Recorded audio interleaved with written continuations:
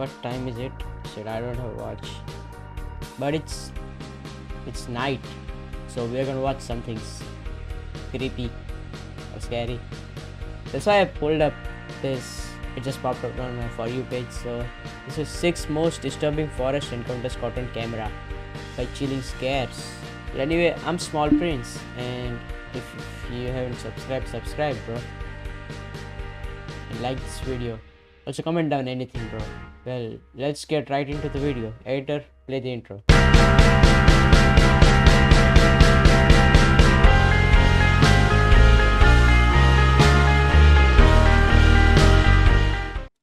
In January 2015, a group of New Zealand film students were recording outside their school at Auckland's Parnell railway station. The footage you're seeing now was recorded by a student named Chris Meir. For a few minutes, Chris and his friends were messing around and having fun as they filmed.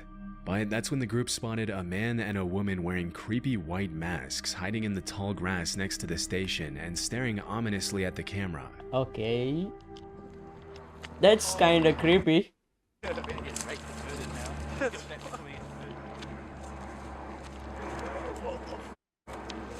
Maybe they're just playing a prank. Yo, what are you doing up there, bro? As it was later revealed, Chris and his buddies first thought that the masked people were probably pranksters from the school trying to creep them out, which is why they can be heard laughing throughout the footage. However, the students later confessed that it was more so nervous laughter and that they were actually pretty terrified during the encounter. Disturbingly, looking at the footage, they noticed that the couple appeared to be armed. In some of the clips, it looks like one of them is holding a pistol. That's terrifying, bro. Like, he could shoot. Where's the other one? So it'll be like, yo, put your hands up. Where's the other one? I don't see him. As soon as the suspects got a little too close for comfort, the group ran back to the main road, after which they reportedly saw a police chopper approaching the area of the incident. It's not entirely clear who called the cops that day, but based on my research, this wasn't the first time the couple had harassed the public with their creepy masks and weapons. Earlier that week, they terrorized a woman at Auckland's Domain Park, but left before the police were able to arrest them. When the cops arrived at the train station, Chris and his friends gave them the report, after which the Auckland Police Department uploaded a Facebook post where they urged the suspects to come forward and warned civilians to stay far away from the masked couple if they saw them. They also cautioned that if they saw someone carrying what appeared to be a weapon, they had no way of knowing if the weapon was real or fake and would be forced to approach the situation as if it were real. Shortly after that, the suspects reportedly came forward to talk to the cops. Throughout the investigation, the authorities didn't release a whole lot of information to the public about who these people were, whether their weapons were real, or what their intentions were. But one thing we know for sure is that this wasn't just an innocent prank.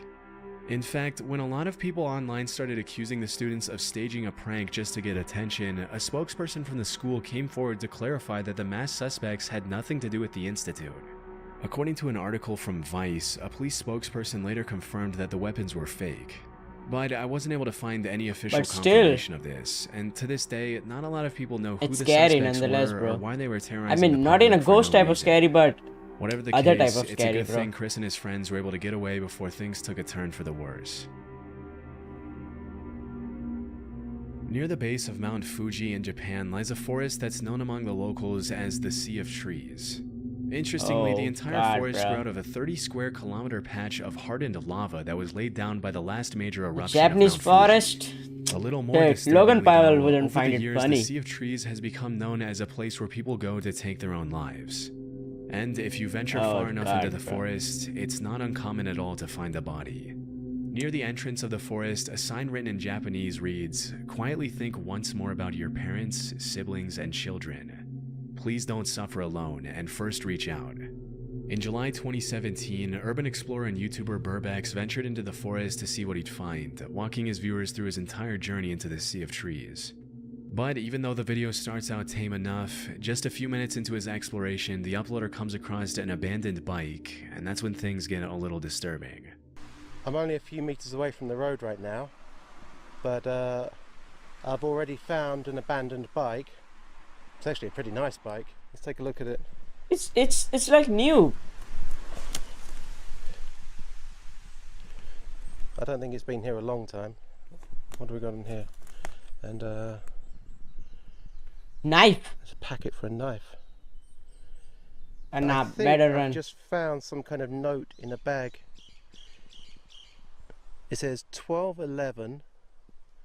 I can't quite make out. I think this is somebody's name just here, and It's kanji. I I'm not don't sure know. what this means. On top of the bike, Burbex finds an empty piece of packaging for a kitchen knife, and a few minutes later, he comes across a note written on a plastic bag. The note translates to 1211 verified, Fuji Yoshida Police Station verified, meaning it's likely evidence of someone who abandoned their stuff to take their own life in the forest, confirmed by the local police station. It's incredibly haunting to think how many lives have been lost in that forest over the years, and even more disturbing to think that any random passerby could easily find the body while exploring the terrain. Over the years, the Japanese government has implemented several measures, such as placing security cameras near the entrance to track those who walk inside, as well as training volunteers to talk to the visitors who are thinking of taking their lives. Still, this hasn't stopped people from following It's through sad, with it, bro. and the fact that the media has really played a big part in sensationalizing the forest in recent years hasn't helped either. In early 2023, a man named David Meredith was taking his usual really evening sad. stroll through his neighborhood in Red Deer, Canada, when he suddenly saw a bull moose eating next to a tree. Hoping to catch a better glimpse, he hid behind the tree to watch. And that's when the moose turned around and started charging at him. To understand how that's incredibly dangerous scary, this that's is, scary. keep in mind that an adult male moose can run faster than 35 miles per hour, which is almost twice as fast as the max speed for the average human male. Even though moose aren't generally aggressive, they can easily trample and kill a human if they feel threatened, which is probably what happened here. Fearing for his life, David hoisted himself up the tree next to him to avoid getting stabbed by the moose's antlers. He just ran me up a tree.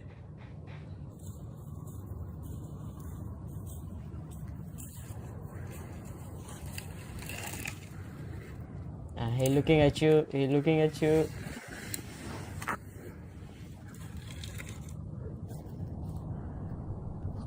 As soon as he was out of the moose's reach, he started recording. For about 30 seconds, the moose just stares at David, and you can hear the uploader's nervous breathing as he waits for the moose to leave.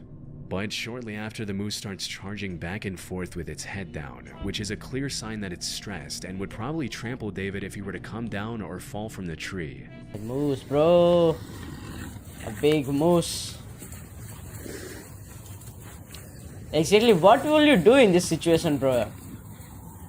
And it's a moose. That's why he climbed, bro. If it was a bear, bro, I don't think you should have climbed there. Bear or some kind of tiger, cheetah or something. Then you shouldn't climb trees. Based on what he mentioned, Even moose can break down trees, bro. Like, not that a big tree, but small trees, bro. He can just break it. to the news station that interviewed him a couple of days later, David stayed in the tree for over 10 minutes waiting for the moose to leave him alone. Okay, When that asked was a how he fairly climbed up large the tree. tree, he demonstrated how he pulled himself up by a flimsy-looking branch, which is honestly one of the most concerning parts of this whole situation. If that that branch breaks, branch would and have David break, would have been at the bro. mercy of a very angry moose and might not have lived to My tell God. the tale. Luckily, after seeing that David wasn't coming down, the moose finally gave up and ran off, thanks to which the uploader was able to come down safely after waiting it out for around an extra half hour. At least he's safe, he's safe. In February 2018, a man named Greg Harris uploaded It's a all GoPro video safe. of himself riding his ATV on an unnamed Oh trail. my god, I For know the how first few bad this seconds, could the go. footage shows pretty much exactly what you'd expect from this kind of upload. But in the blink of an eye, something extremely disturbing interrupts Greg's ATV ride. There are... Okay, wait. Let's play possibilities. Shit, I could have guessed right now. A trap, a wire, or a bear.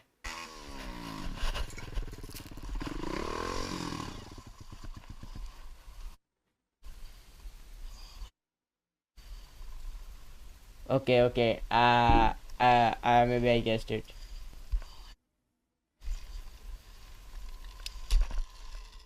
If you didn't catch it, someone had set up a metal wire between the two See, trees, I told you, which bro. got caught in the uploader's helmet and forced him to stop. It's pretty disturbing to almost think flew that if back, Greg bro. hadn't been so lucky, he could have been decapitated by the wire. If he hadn't Fortunately, wore as his mentioned in the helmet, video bro. description, his speed, along with the wire hitting his helmet instead of his neck, caused it to break as he passed through it. It might seem shocking that anyone would even think of doing something as incredibly evil as setting up a lethal booby trap in the middle of an ATV trail. That's why I But don't sadly, it's ride actually pretty common in the dirt on bike these and things. ATV community. Sometimes these wires are set up by people trying to keep bikers off their property. Others are set up by psychos who get irritated by the noise and decide to use violence to fix the issue. And the rest are set up by people who are just messed up in the head and want to bring harm to others for no reason. In this case, it's impossible to tell who was responsible for setting up the trap. This is just one of those videos where if the wire was set up just slightly lower, the accident could have easily been fatal. Luckily, he was able to walk away with minimal injuries, and he used his video as a way to warn others to watch out for these kinds of traps, especially when riding through trees. Stay Back in safe. the summer of 2014, a man named Chris was biking in the mountains near Fernie, British Columbia, when he suddenly noticed what appeared to be an animal approaching him in the tall grass. Immediately, Sir, he a bear. realized it was a mountain lion, and that's Oh, when he started lion. recording. I don't know if you can see it. Yeah, I can see it. I can see it. It's there. It's there. It's there. It's here. He's crouching in the grass. He's looking at you, buddy. Damn, this has He's some actually scary coming towards encounters, me. bro. At first, it's kind of hard to see where exactly the animal is, but as Chris walks towards the trail, you can see it emerging from the grass coming closer. That is a mountain lion. And he's stalking me. Even though mountain lion sightings are rare, they have been known to attack people in certain situations. And let's just say, if you see one stalking you in the tall grass, slowly approaching as it stares you down, you can be pretty certain that you're in danger. About 2 minutes into the footage, the lion starts walking a little faster, and Chris does the one thing you never do with a mountain lion by turning his back and starting Nah, to nah, run. don't turn your back, bro. These wildcats are like that. If you turn your back,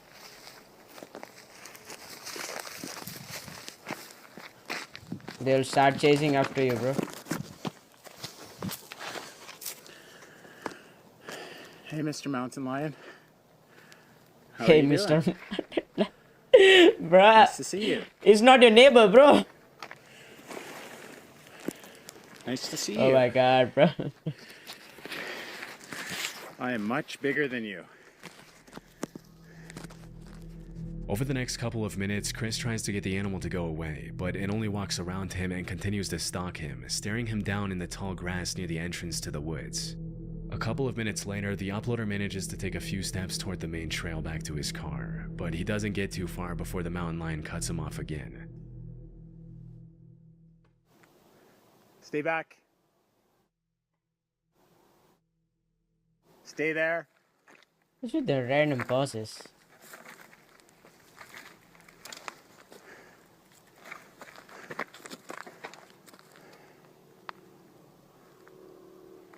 I'm not afraid of you. Fortunately, after a few moments of tension, the Up your mountain lion pig. turns around and disappears into the trees. Being in a position like that has to be downright terrifying, especially when you consider Yep. that the only reason the lion didn't Yeah, attack I've seen that bear video a few days ago. was because it didn't want to. And had it felt more threatened, it easily could have done some serious damage. Thankfully, it was just a close call and Chris was able to walk away from the terrifying encounter unharmed. In Okay, March 2000, these are animals, bro. But you know what is more scarier? Like, what is more scary? Humans, bro. Human encounters are much more scary. They are creepy, bro. You're just walking there and a human just approaches you from behind, bro. That's the worst thing. That's worse than animals, bro. 2019, a 5-year-old girl from Fairlawn, New Jersey was playing with her friends near a creek in a wooded area behind their home right off Route 208. This was an area the family knew very well, as they'd been living there for 13 years, and the girl's father, Dave Carota, and his wife felt completely safe letting their kid play in the woods behind their house. But at some point during that particular afternoon, the girl came across a pile of clothing in the woods, after which she immediately ran back to tell her dad what she had found. Strangely, the clothes appeared to have been cut off a person's body, and there were suspicious red stains all over the tattered, shredded outfit. After confirming the bundle consisted only of women's clothing, Dave called the Bergen County Sheriff's Office and reported the incident, feeling like it was just too out of the ordinary for a random pile of cut-up clothes to appear near the entrance of the woods so close to his home. Even though this was the first time their daughter saw the clothes, it appeared they had been in the woods for several months, which explains some of the excessive wear and tear, but not the suspicious cuts and stains all over the outfit. Immediately, Fairlawn police started asking the public if they could identify the clothes, hoping that it was just a prank rather than something more sinister. Unfortunately, nobody came forward, and until the clothes can be linked to some sort of crime or to a victim, they can't be accepted for testing by the police department. To this day, the cops from the Fairlawn Police Department haven't been able to match the clothing to anyone in particular. And at this point, all we can do is hope that whoever those clothes belonged to did not come to the harrowing fate that the dark reddish stains imply.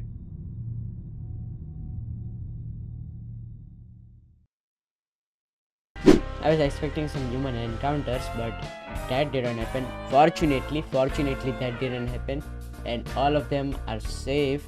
The most messed up was that wire one, bro. He could have nearly died. Well, anyway, thank you for watching this video. I'll see you again another video. Please subscribe, bro. I mean, I reached 1.3k, yeah, 1.3k subs, but I want watch time, bro. Like 4,000 hours of watch time. Please get it. Well, see everyone.